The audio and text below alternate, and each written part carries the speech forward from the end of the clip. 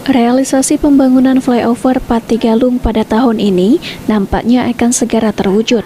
Dari proyek tersebut setidaknya ada banyak lahan milik warga yang terkena pembebasan.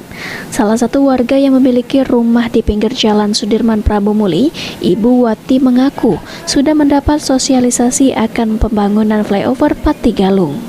Ibu Wati yang terkena pembebasan lahan mengatakan hanya mendapatkan uang ganti rugi sebesar 11 juta rupiah. Itu pun dibagi dua dengan saudaranya yang memiliki warung.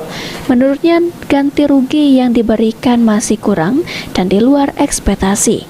Mengingat biaya bongkar bangunan dan membangun kembali memerlukan dana yang tidak sedikit.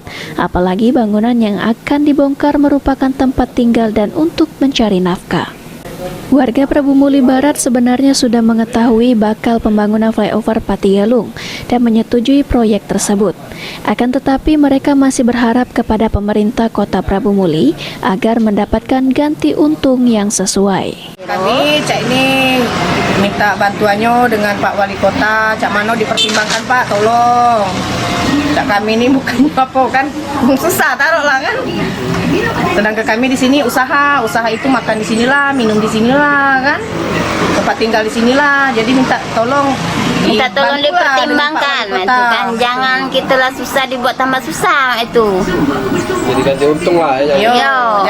Jangan istilahnya tuh ganti rugi, kalau bisa ganti untung lah kan.